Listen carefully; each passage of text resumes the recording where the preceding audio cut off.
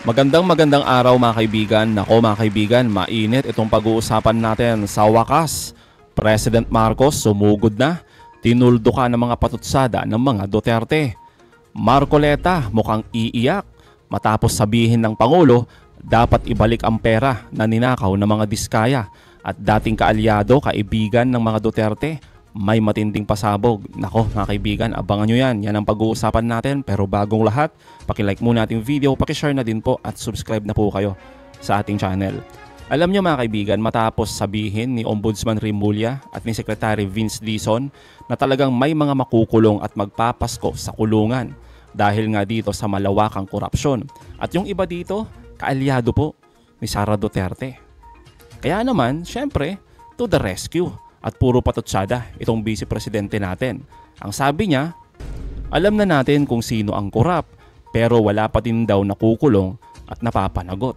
Pero mga kaibigan, imbis na paboran ng taong bayan yung mga hirit ni Sara Duterte, abay lalo pa siyang nabaon.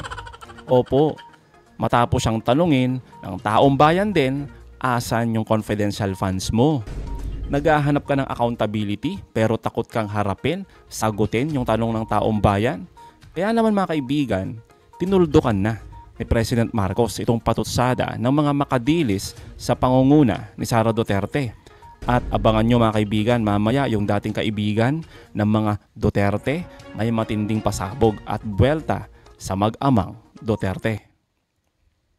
At ito yung aking mga nabanggit ngayon ay yan ang magiging resulta dito sa ating pag-focus, pagbigay ng pansin dito sa tatlo. Unang-una, mapapanagot ang mga kasama rito, mga kasabwat dito sa korupsyon. Nice. Pangalawa, maibabawi ng gobyerno ang pera na ninakaw nila. No. Pangatlo, gumawa tayo ng reforma para lahat na itong klaseng korupsyon na ganito ay hindi na mauulit.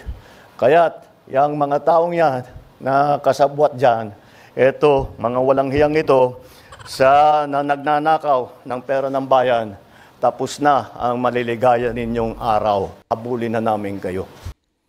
Nako mga kaibigan, matindi. Yung dito, matinding pahayag ng ating Pangulo, no? Talagang tinuldukan na po. Ano kayo masasabi dito ni Marcoleta mga kaibigan? Kasi kung tutuusin mukhang napahiya. Oo, mukhang napahiya ngayon si Marcoleta. Lalo na't mismong si President Marcos na ang nagsabi na tapos na ang maliligayang araw ng mga korap. Di ba dati mga kaibigan, todo depensa itong si Marcoleta sa mga Diskaya na ayaw niyang ipabalik ang mga perang kinulimbat, kinutkot sa kaban ng bayan. Itong mag-asawang Diskaya, naalala ninyo yun? 'Di ba? Ayaw niyang ipabalik, 'di ba? Kaya nga siya sinasabihan na para siyang nag-aabogado sa mga Diskaya. Ngayon, parang nabunutan ng maskara, 'di ba? Ang mga nagkukunwaring makabayan. Na sa totoo lang, tagapagtanggol pala sila ng mga kawatan. Dapat mga kaibigan, masampulan din itong si Marcoleta, 'di ba? Yung mga tulad nila na hindi lang dahil sa mukhang pinagtatanggol niya ang mag-asawang Diskaya, kundi sa pagsisinungaling sa kanyang sose. Di ba mga kaibigan? Para makita ng taong bayan na lahat ng mga korap ay hindi makakalusot sa katotohanan. Di po ba? Ay nako talaga. Mr. President, nabanggit nyo yung sa presentation, meron ng mga nasampahang kaso at ang hinihintay po talaga ng taong bayan, merong makulong. Yan. Ang tanong ko po, Mr. President, kailan po kaya mangyayari na may makukulong at kailan po ito? Palagay ko, hindi palagay ko, alam ko, bago magpasko, marami dito sa napangalanan dito ay palagay ko matatapos na yung kaso nila, buo na yung kaso, makukulong na sila. Wala silang Merry Christmas. Before Christmas, makukulong na sila. Grabe mga kaibigan, ang tindi nun. Yung mga sangkot sa flood control scandal mga kaibigan, walang Merry Christmas. Ayon mismo yan sa ating Pangulong Marcos. Kaya sinasabi natin mga kaibigan sa wakas. Di po ba? Matagal nang hinihintay ng taong bayan itong sandaling ito.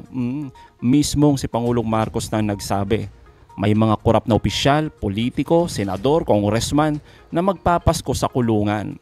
Ang importante naman talaga dito mga kaibigan may managot, di ba? At may makulong. Tama lang na hindi maging merry ang Pasko ng mga to Yung mga kawatan sa gobyerno, habang ang mga ordinaryong Pilipino na tulad ko, tulad mo, tulad natin, di ba mga kaibigan, na nagtitipid sa kuryente at kumakapit sa budget para lang maging merry yung Pasko natin. Tapos yung iba dyan mga kaibigan, binubulsa ang pondo ng bayan na dapat sana para sa pagkain, gamot at edukasyon. Hindi na sila nahiya mga kaibigan Kaya tama lang yung sinasabi dito ni Pangulong Marcos. Walang merry sa kanila. Walang merry sa Pasko nila. Dapat magdusa sila. Di po ba? At kung magpapasko nga sa loob ng kulungan itong mga to mga kaibigan, magandang simula yan para sa bagong taon na mas marangal, mas disiplinado at mas matino ang gobyerno. Sana mga kaibigan itong Pasko na to, sana ito na yung Pasko ng hustisya kung saan hindi regalo ang hawak ng mga opisyal kundi posas at warrant of arrest para sa mga hinayupak na korap na to. Di po ba? Pero madami pa din mga kaibigan ang ayaw sa accountability. Tandaan po natin yan. Kailangan po natin magmasid. Dahil yung iba gustong patalsikin ang Pangulo. At nangunguna daw dito mga kaibigan yung utak at financier ng destabilization. Walang iba mga kaibigan kundi si Sara Duterte. Pero ang sagot ni Sara, chismis lang yan. Dahil pag si Sara daw mga kaibigan ang nagturo kung sino ang korap, dapat may ebidensya. Alam niyo mga kaibigan, ang kapal din talaga ng mukha no? Dapat sinasabi niya ito sa mga kaibigan niya, sa mismong sarili niya, sa kanyang mga kapatid, at higit sa lahat mga kaibigan sa mga kaalyado niya diyan sa Senado. Tulad ni Escudero, di ba? At yung iba pa diyan na nasasangkot dito sa malawakang korupsyon na turo sila ng turo pero wala naman silang ebidensya, di ba? Puro hearsay lang. Kaya naman mga kaibigan, bueneltahan ni Tulpo itong mga palusot at patutsada ni Sara Duterte. Pakinggan po natin ito. Palagi ko na sinasabi yan sa Facebook account ko Baliw si Sara. Pero yun nga po, base sa konstitusyon, siya talaga yung papalit. Kaya nga sa akin lang, paano yan? Ano ba talaga yung target nila? Kasi kung binabanggit mo, gustong tanggalin yung tamad, pero papalit naman, base sa ating konstitusyon, baliw. Ano ba talaga magiging objective nung mga nasa iwan info? Well, may mga nakikita din nyo, may mga kanya-kanyang agenda kasi yan Totoo. Siyempre, kailangan nila ng mapalitan si BBM dahil mayroon silang kanilang agenda. Pero mayroon din silang agenda. Tandaan mo yung mga galing kay Sara ito Oo nga kasi, ibinabasa ko itong mga pangalang nakalagay dito. Mula ito sa kampo ni ng mga Correct. Duterte Correct. Yes. Correct. Yung binabanggit dito mga kaibigan, yung nilabas ni Tulpo na listahan ng mga utak at financier ng mga destabilization, di ba? Kung titignan naman talaga natin doon, yung mga karamihan doon, kung hindi karamihan, halos lahat sila di ba? Maka Duterte. Di po ba? Tsaka kitang-kita natin kung ano yung gusto nila di ba? Hindi pagbabago Gusto lang talaga nilang palitan si Marcos, ipalit itong si Sara Duterte. Yun lang yun Di po ba? Ay, nako talaga Nako. Ako rin, sabi ko, akala ko. Oo. Pero yung mga colonel, puro Sara yan. Kasi ang hindi ko makomprehend dito, Kuya Mon, kung naghahabol sila ng tunay na pagbabago, tama. Yung papalit naman, tainted din naman yung naging administrasyon. Sinabi mo pa. Nung araw, akala ko nga may pagbabago yung panahon ni Digong. Because dahil ako yung hindi sa pagmamayabang, ako yung nagpatakbo sa kanya noon. Pero nakita ko, walang pagbabago. Nung araw, pag mayroon yung kay Freddy Aguilar, yung pagbabago, naninindig yung balahibo ko. Sabi ko, wala na, talagang may pagbabago. Ngayon, pag narinig mo yung gusto kong masuka, yung pagbabago na kinakanta. Ay, hindi bali, wala na rin naman yung kumante. Kaya nga, wala rin. Pero wala, yun naman kumanta wala naman siya. Ganun din naman ako. Lahat tayo na Oo. maraming nagoyo. Yun lang mga kaibigan, nagoyo, nabudol mga kaibigan nung panahon ni Duterte. Sino dito mga kaibigan, yung mga taga-subaybay natin dito sa channel natin, yung mga nagoyo, nabudol na mga Duterte. Pero ngayon nakikita na natin yung katotohanan na sila talaga yung ugat ng matinding korupsyon. Sige nga ho, paki-comment nga po dyan. Maraming nagoyo si Digong. Totoo naman. Masakit man sabihin dahil kaibigan ko siya Ngayon po lang marami nang lumalabas kayo, no? Yung DPWH, ang dami na. Mga ibang mga yung mga katiwalian. Kasi nakafocus tayo sa war on drugs. Oo, ng mga Pero panahon yung na mga yun. ibang katiwalian na andun sila. Oh, di ba isa sa mga sinisigaw ni Digong dati 'yon na lalabanan niya yung corruption din bukod sa drugs? Kaya nga, mahina siya Yung mga tauhan niya ang gumagawa Palagay ko, siyempre, hindi niya pwedeng hindi rin niya alam. Otherwise, tanga siya. Tingnan mo naman yung mga nasa listahan. Karamihan dyan kay Sara. Totoo naman. At saka siya mismo kasama sa mga nagpupundo. Doon napupunta yung intelligence fund natin. Grabe mga kaibigan, no? Talagang na real talk malala itong mga maka-Duterte. Lalo na itong mag-amang Sara at Digong Duterte mga kaibigan. Alam nyo kasi mga kaibigan, no? Kung totoo ang planong destab, malinaw na hindi ito tungkol sa pagbabago kasi. Kundi tungkol lang po ito sa kanilang pansariling interes. Kasi kung tunay na hangad nila ay kabutihan ng ating bansa, hindi nila gugustuhin ang gobyerno natin na sirain, guluhin, bagkus tutulungan pa nila. 'Di ba? Tutulungan pa nila itong ayusin ang sistema, hindi gibain. At kung seryoso mga kaibigan itong binunyag na pangalan ni Montulpo na utak sa destab pero sinasabi nila tulad ni Sara Duterte na para sa bayan daw sila. Pero bakit ganon? Bakit puro galit at paninira ang laman ng kanilang mga pahayag?